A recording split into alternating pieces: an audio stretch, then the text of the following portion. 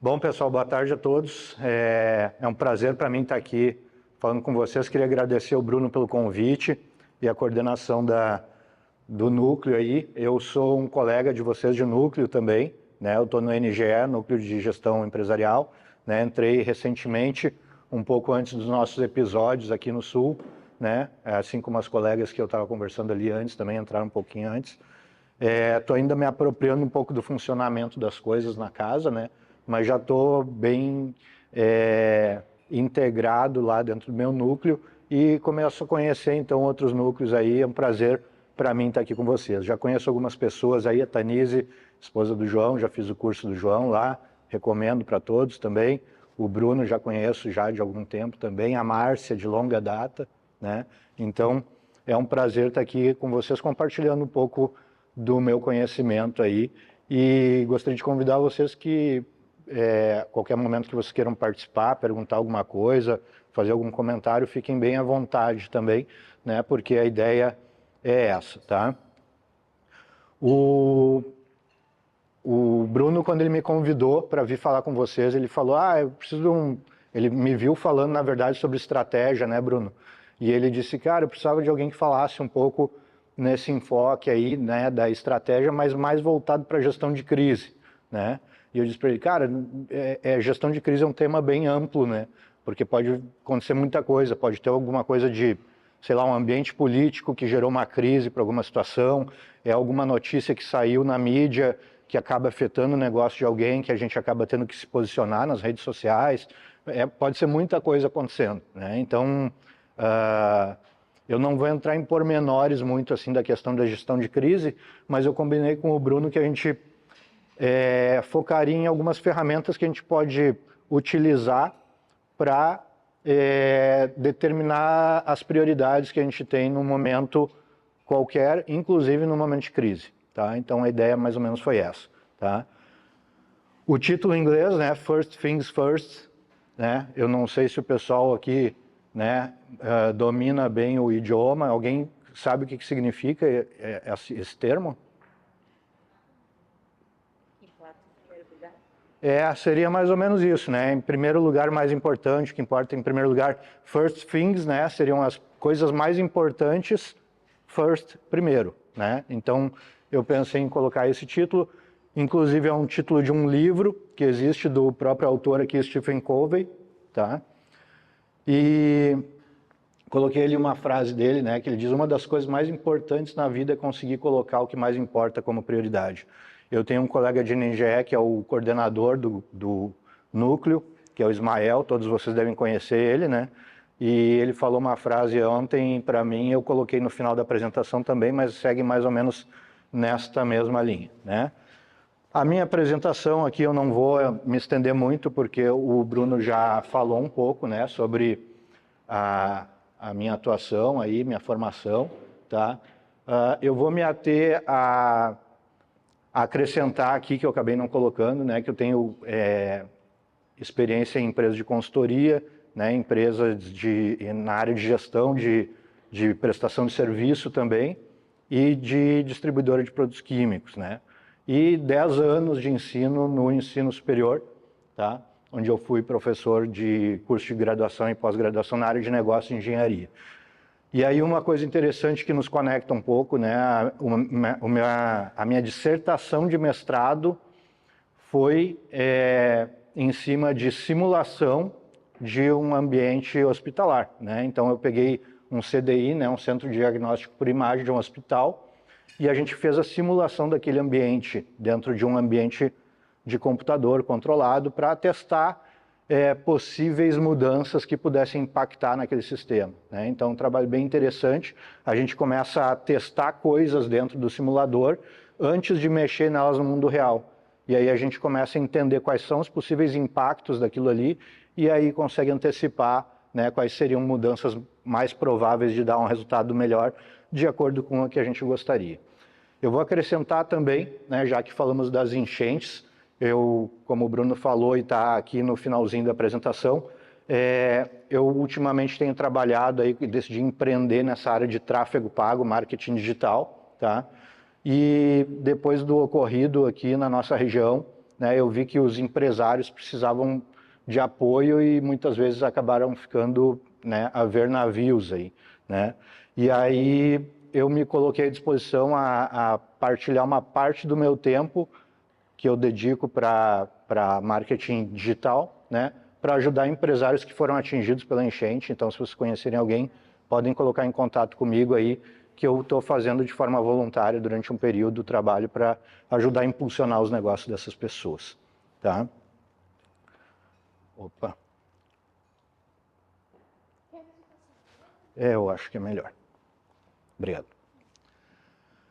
Fazer um alinhamento com vocês aqui, né? Então a gente vai ter logo em seguida um alinhamento de contexto. Isso aqui é a trilha que eu imaginei para a gente trabalhar aqui, essas áreas de conhecimento que a gente vai passar agora. Daí pensei, mas não é só apresentar umas ferramentas aí. Não, a gente vai passar por alguns conhecimentos que, no meu entendimento, eles permeiam essa área, tá? E que acabam sendo importantes para a gente definir de forma mais apropriada o que a gente precisa fazer, tá? A gente vai passar pelo conceito de processos e projetos, porque tudo que se faz dentro da empresa ou a gente faz por meio de processo ou a gente faz por meio de projetos. Uma contextualização muito rápida, assim, só para a gente entender alguns pontos que podem ser interessantes, porque isso aqui é assunto para... Se a gente fosse dar aula sobre isso aqui, seria assunto para 4, 5, 6 aulas, provavelmente, tá? O que eu faço? Eu tenho objetivos muito desafiadores, tá? Falar um pouquinho sobre mensuração e comportamento, porque no final das contas o que acontece é que no momento que eu estabeleço indicadores sobre alguma coisa que precisa ser feita, eu estou comunicando para as pessoas o que é importante que elas façam em cima daquele trabalho, daquele processo, daquele projeto, né? E elas vão tentar se comportar de forma a ter um bom desempenho naquele indicador que foi estabelecido. Então, o indicador, ele além de comunicar para as pessoas o que é importante, ele ajuda a moldar o comportamento das pessoas também, para que a gente atinja os resultados esperados, tá? E aí, no final, eu vou entrar com as ferramentas de priorização de ações, né? E vou dar para vocês a oportunidade, inclusive, tem umas folhinhas, a Luciana está aqui, né?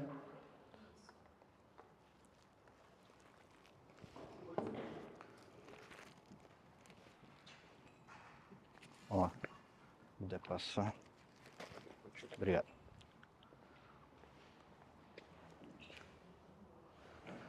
E eu vou passar aqui também umas folhas em branco, vocês podem ir passando com mais calma. O Bruno me disse, quando o pessoal começou a chegar, viu que tinha caneta nas mesas, começou a perguntar o que era, né? E ele disse que ia ter uma prova depois da capacitação, para ver se todo mundo estava prestando atenção. É mais ou menos por aí, tá? Na verdade, o que acontece, né? Eu gostaria, para vocês aproveitarem melhor, de forma mais prática, o que a gente vai falar aqui, se vocês pudessem listar nessa folha aí, entre 3 a 5 ações que vocês consideram que poderia ser importante vocês executarem na empresa de vocês, tá? E aí depois, no final, a gente vai fazer uma dinâmica com isso, para vocês entenderem, né, como é que isso funciona, né? Não se preocupem, não vai ser exposto para ninguém, né? Então podem fazer aí as questões bem pessoais de vocês, tá? E eu vou orientar vocês depois como utilizar essas ferramentas, priorizando essas ações que vocês vão listar aí, tá? Seguindo adiante, então, né, eu botei um questionamento aqui, o que você entende por crise, quais são situações de crise que vocês imaginam que a gente pode enfrentar, que pode exigir ações da gente?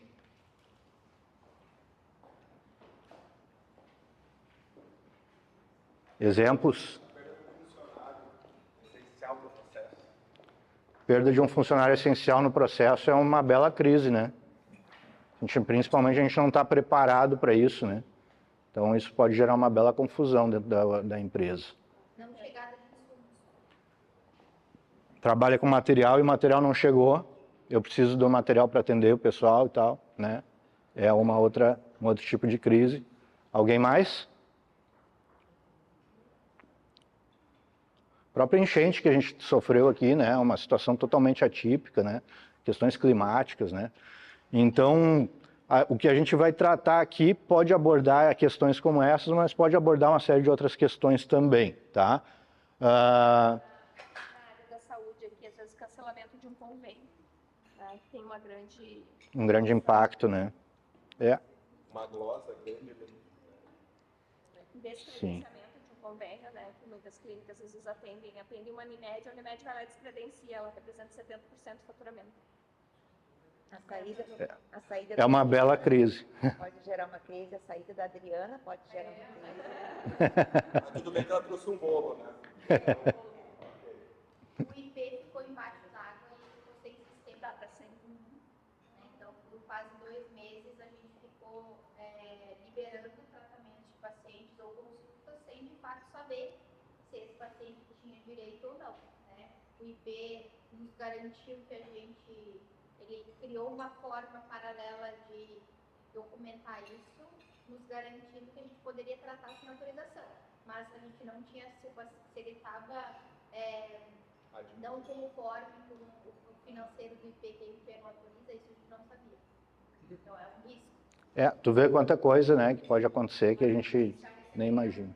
Uma camisa da minha área, por exemplo, acontece bem seguido, né? O pessoal da obra, às vezes, não entende o projeto e executa errado, e o cliente não entende que ele executou errado, e aí dá um bolo, o cliente entra de fato em crise. E eu digo isso assim, porque às vezes ele externa, sabe? Grita, xinga, ou chora, sabe? Até já passei por várias situações de ver o quanto a pessoa ela não para assim e se senta para analisar o problema de fato e tentar resolver. Ela fica focada no problema e não na solução. Isso é bem comum também.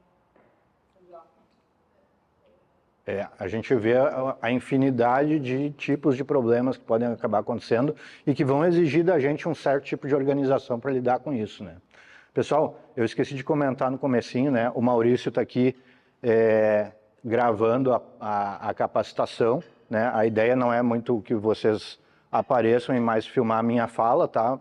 Mas se eventualmente alguém também tiver alguma coisa, né, que gostaria de não aparecer, pode me comentar também que a gente, se por acaso aparecer, a gente acaba tirando na edição, tá?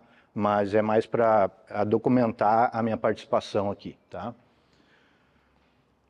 E aí eu me deparo com uma frase que eu ouvi muitos anos atrás, né, de um cara do marketing digital chamado Érico Rocha. Depois eu fui ver, ela está dentro desse livro do Stephen Covey, né, que é mais importante que a velocidade é a direção, ou seja, por mais que eu queira agir rápido, que eu queira fazer logo para resolver logo aquela crise, para dar um jeito no problema, se eu estiver me movimentando na direção errada, muito pouco vai ser útil isso, tá? Então, eu preciso ter certeza, primeiro, que eu estou indo na direção certa e depois eu ajusto a velocidade, porque se eu estiver indo a toda velocidade para o lugar errado, né, eu posso estar causando um problema pior ainda do que eu estou vislumbrando.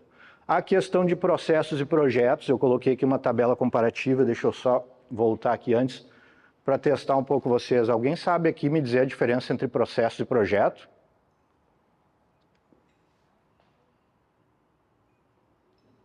Algum chute? É um projeto, e processo é até chegar à conclusão desse projeto. Todos os passos. O que acontece, né? O processo, de uma forma geral, ele é contínuo, ele vai acontecer de forma contínua, né? Pensa, mas deixa eu entender melhor isso aí, pensa num processo produtivo de uma indústria, né? Então a indústria produz esse tipo de cadeira aqui, né? O que vai acontecer? Ela vai ficar dia e noite, no momento que ela estiver trabalhando, ela vai estar produzindo aquele material de forma contínua. Então o processo ele acontece de forma contínua, né? E ele pode até trocar, porque o cara pode produzir essa cadeira e pode produzir a mesa, então de repente ele pega os recursos todos dele e volta para a mesa depois, mas em algum momento ele vai voltar para a cadeira de novo. Então existe um processo que acontece de forma contínua, tá? Então é uma característica dos processos, se repetem regularmente, dão uma entrega padronizada, porque de nada adianta eu entregar um monte de cadeira dessas e cada uma de um jeito, né? Elas têm que ter um padrão para poder guardar, para que as pessoas, né, entendam que existe uma certa organização naquilo ali, né, e para suprir as necessidades que as pessoas têm no momento que elas vão querer comprar a cadeira. O processo ele tem uma formalização de preferência, né, Eu sei que muitas empresas não têm isso, mas é interessante ter um mapeamento do processo para entender como é que ele funciona, quais são as etapas dele, quais são as tarefas que estão contidas dentro do processo e como que eu consigo organizar isso melhor para o processo ser mais eficiente possível, tá? Ele tem um dono e ele tem as métricas, né? A gente vai falar depois sobre a questão das métricas, tá? E o projeto ele ocorre conforme é necessário. Então, por exemplo, uma situação que ficou decorrente da enchente que aconteceu aqui. Provavelmente vai ser um projeto. Por quê? Porque é alguma coisa bem pontual que vai suprir uma necessidade específica, né? E aí, como eu estou dizendo aqui, possui data de início e fim e é uma entrega customizada, ou seja, eu preciso de uma solução específica que eu não tenho um processo que atenda isso, eu vou lá e crio um projeto para conseguir dar conta do recado e conseguir entregar o que é preciso, tá? Ele tem um objetivo e métricas dentro desse objetivo também, ele tem um prazo, né? E ele tem que ter, né? No momento que vocês forem trabalhando com isso, definindo aí as prioridades de vocês, coloquem um responsável também pelos projetos, tá? Porque isso é muito importante que alguém fique responsável por estar acompanhando para ver se está tudo sendo executado, se as datas estão sendo respeitadas e tudo mais, tá? Porque logo em seguida eu vou mostrar uma estatística para vocês que é do PMI, tá? Sobre projetos. Voltar um pouquinho à questão de processos, né? Para vocês entenderem a importância dos processos em si, tá? Os processos ocorrem transversalmente à estrutura funcional, né? Então, se vocês conhecem um desenho mais ou menos parecido com isso aqui, que a gente tem nas organizações. Como é o nome disso aqui? Organograma, exatamente, tá? O que acontece? Isso aqui mostra a estrutura da empresa, né? Ele não me mostra como que ela funciona, ele me mostra a estrutura da empresa, certo? E o que acontece com os processos? Os processos eles não vão acontecer aqui, por exemplo, a área comercial é aqui, o processo não vai acontecer todo aqui. Um processo de atendimento ao cliente, por exemplo, né? Ele vai começar na área comercial, aqui, mas ele vai atravessando. Ele vai passar para o financeiro depois, ele vai passar para a gestão de operação da empresa, vai passar por uma logística, né? Ele vai passando por diversas áreas e essa passagem acontece na horizontal. E as áreas funcionais elas estão organizadas verticalmente, né? Se eu não tiver essas áreas muito bem integradas e uma comunicação muito boa ali, a gente começa a ter problemas bastante sérios aí de execução desses processos, tá? A estratégia é posta em prática por meio de processos. Aí a questão de estratégia ela entra com uma importância muito grande também, né? E eu digo para vocês, a estratégia acontece no dia a dia. Como é que eu faço isso? Porque às vezes sai lá um plano estratégico, sai uma coisa mirabolante que ninguém sabe direito como executar aquilo, né? O que eu tenho que fazer? Eu tenho que começar a olhar para essa estratégia e desdobrar ela em ações que vão me levar para a execução daquela estratégia depois, né? É assim que eu faço o entendimento disso, tá? E aí, no dia a dia, como é que ela vai acontecer? Por meio de processos. Então, por exemplo, se eu tenho um objetivo de aumentar o faturamento da minha empresa, eu tenho que provavelmente adaptar alguma coisa nos processos comerciais da minha empresa para conseguir ter o objetivo de aumentar o faturamento sendo atingido, tá? Então, a estratégia ela vai acontecer por meio de processos, tá? Processos são excelentes fontes de diferenciais competitivos sustentáveis. Olha só um exemplinho. Digamos que a gente aqui, né, todos nós fazemos parte de uma linha de montagem de computador, tá? Então, computador, cada um vai botar uma parte, começa aqui, vai passando pelas estações de trabalho e vai montando esse computador, certo? Em algum momento, o que acontece? Eu, como gestor da empresa, fui lá e comprei um chip que foi lançado agora e a gente colocou dentro desse computador. E esse chip passou a ser o diferencial competitivo que eu tenho na minha empresa, certo? O que acontece? No momento que eu começo a vender esse diferencial competitivo para o mercado, meu concorrente não sabe exatamente o que é que tem diferente, ele pode ir lá e comprar um computador, desmonta todo e ele vai achar essa peça aqui, que é o diferencial. E ele vai atrás do fornecedor ou de algum fornecedor similar e ele consegue rapidamente diluir esse meu diferencial competitivo. Agora imagina que vocês seguem fazendo parte dessa linha de montagem, Só que ao invés de botar um chip novo, eu fui melhorando a operação de cada um de vocês. E no final das contas eu consegui reduzir em 50% o tempo de montagem do computador. Certo? O que acontece? Eu tenho que me cuidar para não falar demais, né? Se deixar eu falo até a noite aqui e ultrapasso o meu tempo. Mas vamos lá. O tempo de montagem do computador reduziu em 50%. Isso quer dizer que eu dobrei minha produção, minha capacidade produtiva. Certo? Se eu dobrei minha capacidade produtiva, o que vai acontecer? Eu consigo entregar mais rápido o computador. Isso é um diferencial de mercado? É, né? Entrega mais rápido, o cara está com pressa de receber o computador, eu me diferenciei aí, certo? E aí o seguinte, o cara que é meu concorrente, que comprou o computador e viu o chip, agora ele compra o computador e o que ele acha de diferente? Nada. Por quê? Porque a diferencial não está mais no produto, está no processo. Entendem?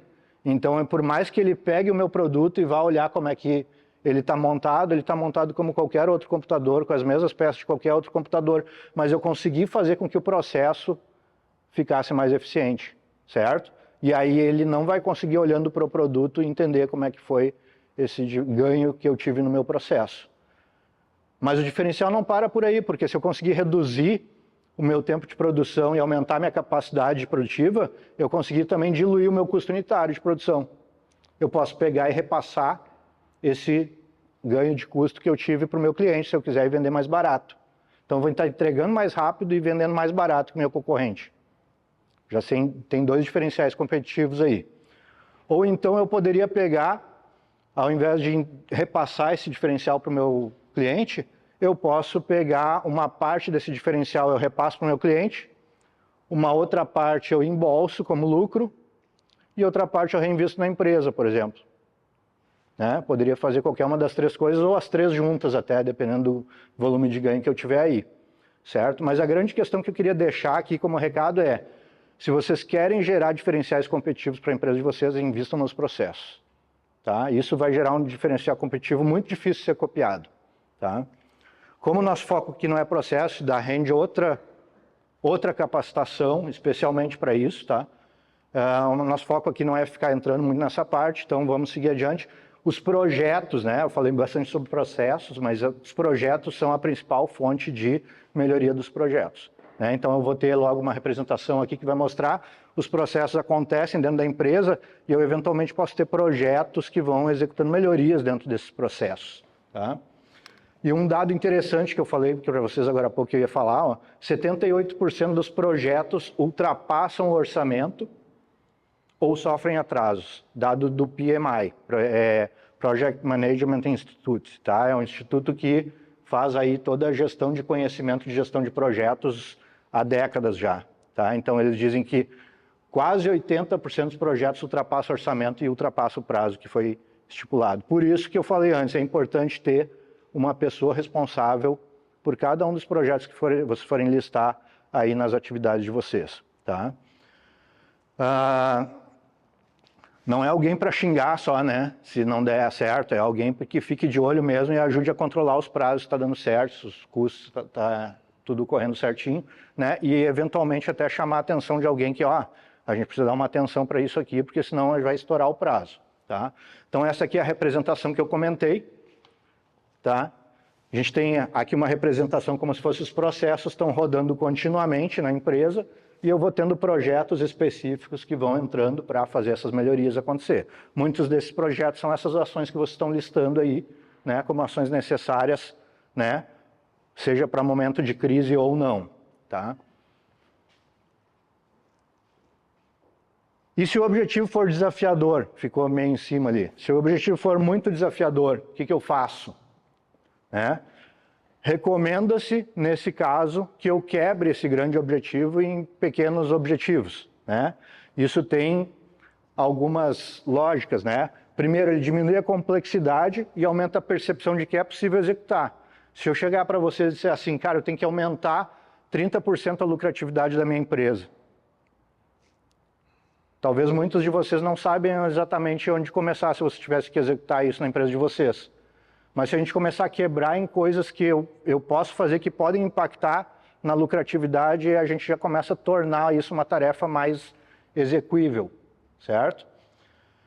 Segundo lugar, possibilita pequenas vitórias. Então, assim, eu não vou comemorar só quando eu atingir lá aquele grande objetivo. Eu vou ter várias comemoraçõezinhas pequenas. Assim, conseguimos executar essa etapa. Legal, vamos lá, time, é isso aí. Vai manter o pessoal motivado, né? Então, mantém o estado de motivação mais elevado em função de pequenas vitórias. Os quick wins, que a gente chamou ali, né? Eu vou mostrar uma imagem pessoal minha aqui agora, né? Então, assim, até uma certa exposição, assim, mas é para fazer uma analogia e não deixa de estar relacionado um pouco com a área de vocês, que é a área da saúde, né? Esse aqui era eu em 2018, certo? Mais de 110 quilos. Esse aqui sou eu em 2024 agora, 96, 97 quilos mais ou menos, né? Mas muita diferença de... Exatamente. Muita diferença de comportamento entre as duas imagens, coisas que a gente não vê, né? Então a imagem aqui está mostrando uma coisa e o que tem por trás disso? Muita mudança de comportamento, né? Eu poderia encarar isso naquela época, lá em 2018, como um projeto verão, que a gente gosta de falar, né? Projeto verão, chega ali em setembro, a pessoa começa a fazer academia, cuida do que está comendo, né? E eu me dei conta que no estado que eu estava, eu não tinha como fazer um projeto verão e deixar a coisa do jeito que eu queria, né? Eu teria que fazer um processo verão, processo de vida talvez, né? Trazendo para as palavras mais certas, e mudar hábitos que eu tinha que me faziam ficar daquele jeito, né?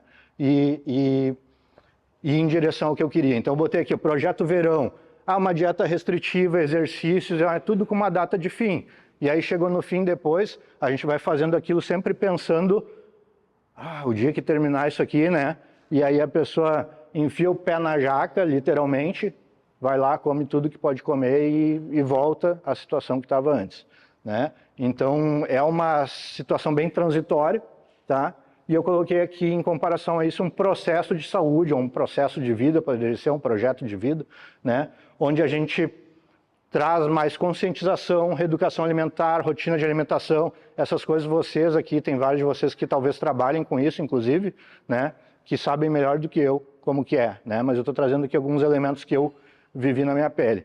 E, por mais que a gente pense que, né, seria legal eu fazer uma coisa e ter um resultado rápido, a gente sabe que o resultado ele vai ser definido por praticamente essas duas variáveis estando envolvida com o resto que está aqui em cima, né? Então, disciplina todo santo dia, né? É saber olhar para as coisas e dizer, cara, isso não me serve mais, né? Agora eu tenho que agir de outro jeito, né? Agora eu tenho que fazer outras coisas. E vão ter questões que vocês vão listar nessa listinha que vocês estão fazendo aí, que vão ser coisas rápidas, que vocês vão dizer assim, cara, isso aqui em uma semana eu consigo resolver isso aqui, está pronto, morreu essa atividade, isso é um projeto. Mas vai ter coisa que vocês vão listar aí que vai ter que ser um processo. Vai ter que ser disciplina todo santo dia, vocês vão ter que ficar acompanhando e vendo se está sendo executado e sendo bem executado, tá? Por exemplo, eu quero aumentar o faturamento. O que eu posso fazer para aumentar o faturamento? Posso capacitar a equipe, posso fazer promoção, posso fazer propaganda, posso fazer novos produtos, certo? Aí dentro de capacitar a equipe, eu posso capacitar a equipe em técnicas de vendas, posso capacitar a equipe na parte técnica do que eu vendo, né? Nas promoções eu posso fazer um desconto, eu posso fazer um compre e ganhe, né? Leve 2, pague 1, uma coisa assim, tá? Na propaganda eu posso ir para as mídias tradicionais, rádio, TV, jornal, né? Ou internet, Google, redes sociais, por exemplo, né? Que é a minha área. Novos produtos, eu posso oferecer novos produtos para um mesmo nicho que eu estou já trabalhando, isso facilita um pouco a inserção, né? Ou eu posso oferecer um novo produto para um novo nicho, e aí é todo um trabalho que tem que ser iniciado do zero, provavelmente, tá? E aí alguém diz assim, tá bom, Fabiano, mas e se meu objetivo for ainda maior que isso, né? O que eu mostrei para vocês aqui? Se eu tiver um objetivo grande e desafiador, eu não tenho que escolher um caminho só. Eu posso ter vários caminhos que juntos vão me ajudar a atingir aquele objetivo e provavelmente vai ser muito mais fácil de eu conseguir atingir o objetivo se eu trilhar vários caminhos para chegar lá. Isso a gente chama de visão sistêmica, tá? Ah, mas o meu objetivo é muito maior, é aumentar a lucratividade. O que eu posso fazer? Bom, eu vou precisar das mesmas coisas que eu listei aqui para aumentar o faturamento, mas eu tenho outras possibilidades também. Eu posso reduzir custos, né? Ah, como é que eu vou fazer para reduzir custos? Eu posso renegociar contratos com fornecedores, eu posso melhorar a produtividade, então eu estou falando de processos aqui, né? Eu posso fazer um projeto de planejamento tributário para diminuir o valor que eu vou pagar de imposto, né? E cada uma dessas ações vai sendo desdobrada para outras pequenas ações ali, né? O que representa essas setinhas aqui. O que eu posso fazer mais? Posso revisar meu mix de vendas, porque de repente eu tenho lá 10, 15 produtos ou serviços que eu vendo e cada um deles tem uma lucratividade. Eu posso tentar fazer um trabalho que privilegie mais produtos que têm uma margem maior, né? Então, só para exemplificar essas questões para vocês. Aí a gente entra na questão de mensuração, tá? Sobre mensuração,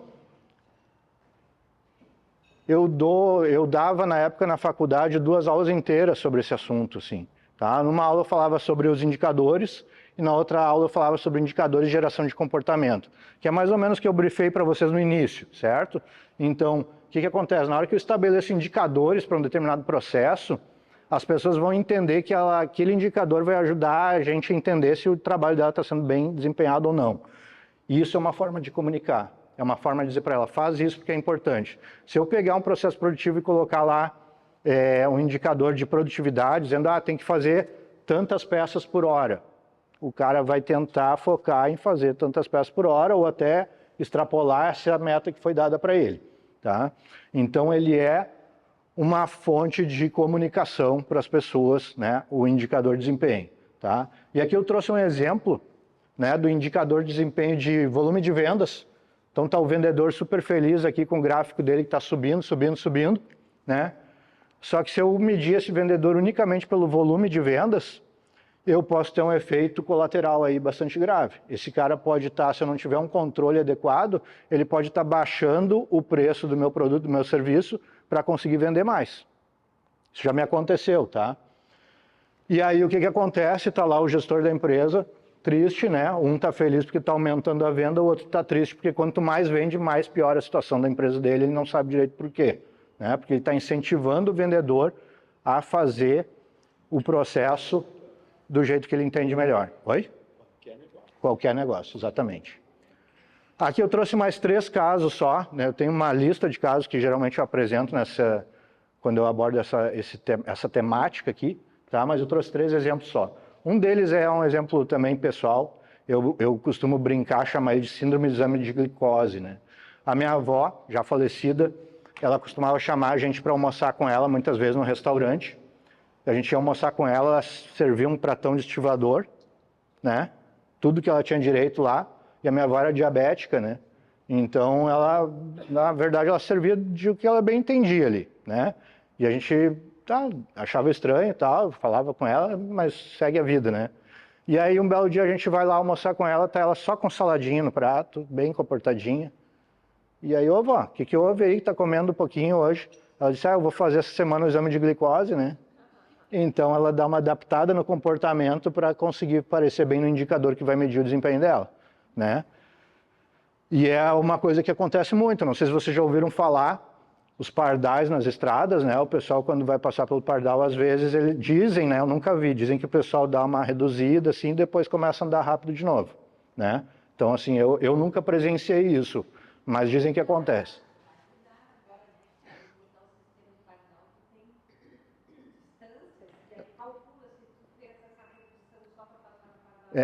A minha mãe contava que quando ela era pequena, na freeway, tinha um cartãozinho que marcava a hora na entrada, marcava a hora na saída, e eles calculavam a velocidade por base nesses horários, né?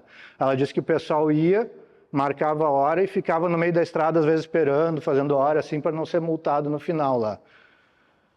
Turnover. Vocês sabem o que é turnover? Índice de rotatividade, né? Então, esse exemplo do turnover aqui é uma multinacional que tem lá uma série de indicadores que vão definir a premiação dos seus gestores, tá? E um deles era o turnover. E aí eu fiquei sabendo de uma situação que eu acabei incluindo esse exemplo aqui. Por quê? Porque o gestor ele tinha o turnover como um dos indicadores para saber se ele ia ganhar o bônus dele no final do ano ou não, né? E aí, de repente, chega um cara que recém começou, chega lá para ele e diz assim, cara, eu não gostei, assim, do trabalho aqui, assim, não é nada da empresa, mas eu não me adaptei com o que eu estou fazendo, não quero continuar. Aí o cara pega, olha para os indicadores dele de turnover, estouradaço. E aí o que ele faz? Dá uma pensada, o que eu vou fazer? Ele pega e propõe para o cara uma... como é que chama? Uma promoção. Ele promove o cara. Porque daí ele não tira o cara do quadro, não vai prejudicar o indicador de turnover dele, mas ele resolveu o problema, vamos dizer assim, e ganhou o bônus dele no final do ano, garantiu o bônus dele no final do ano. Agora, imagina... Pois é, eu acho que talvez seria menos pior, viu, Márcia? Porque o que acontece? Tu imagina alguém que está trabalhando lá, sei lá, 5, 6 anos, querendo uma promoção, e ver o cara que chegou ontem e dizer que não quer ficar e receber a promoção que ele queria. Né? Então tem um efeito bastante nefasto esse tipo de situação. Eu chamo isso de efeitos colaterais de indicadores mal estabelecidos. Tá? O indicador é necessário, tudo bem, mas a gente tem que tomar cuidado com que tipo de ação a gente está gerando quando a gente escolhe esses indicadores aí.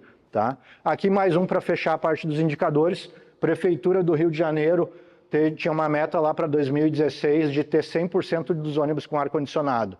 Eles olharam em caixa, não tinha dinheiro para botar ônibus com ar-condicionado novo, não tinha dinheiro para instalar ar-condicionado nos ônibus. O que eles fizeram? Tira os ônibus que não têm ar-condicionado e eles ficaram com 100% da frota com ar-condicionado. Né?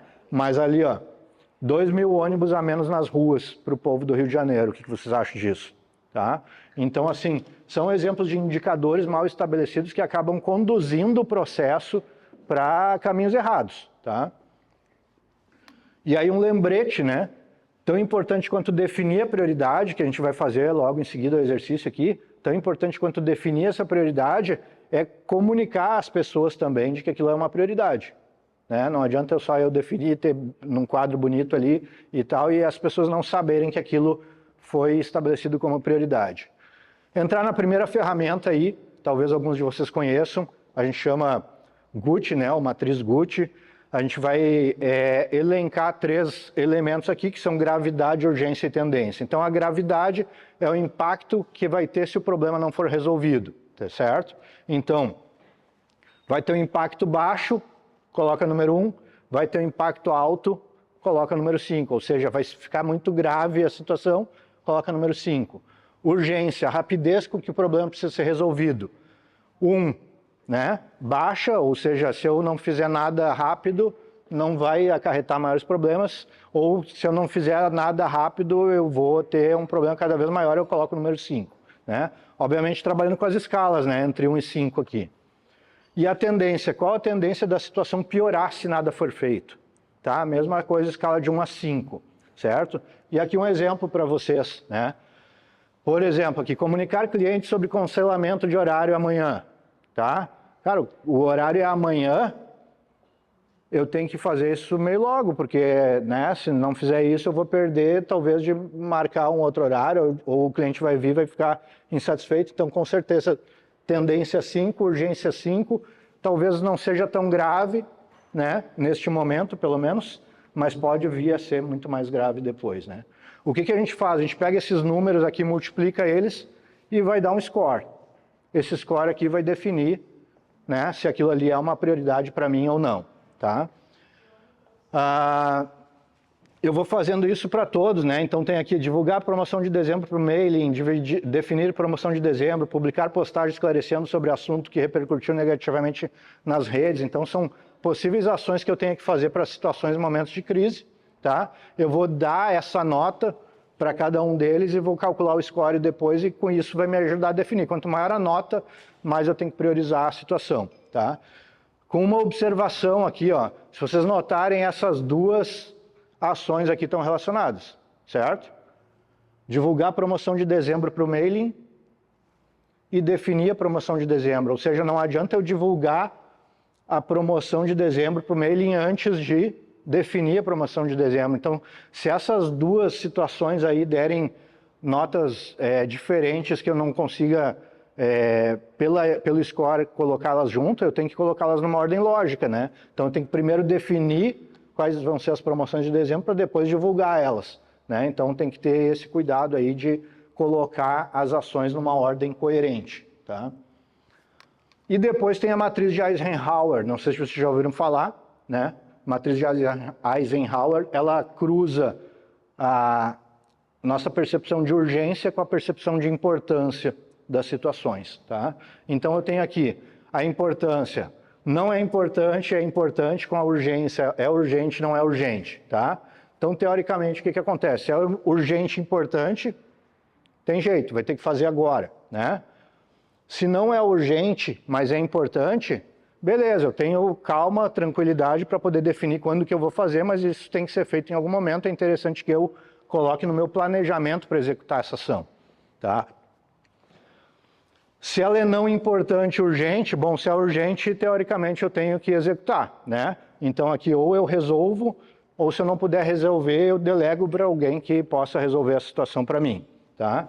E por último, não urgente, não importante. Então a gente vê aí na literatura que muitas vezes tem elimine, né? Mas se é uma ação que talvez eu precise executar, por mais que ela seja não urgente, não importante, talvez ela precise ser executada de alguma forma, né? Então, elimine em algumas situações vai ser coerente, né? Em outras não. Pare de fazer imediatamente, é uma outra recomendação que tem na literatura, né? Mas, de novo, se é uma coisa que precisa ser feita, apesar de não ser urgente, não ser importante, né?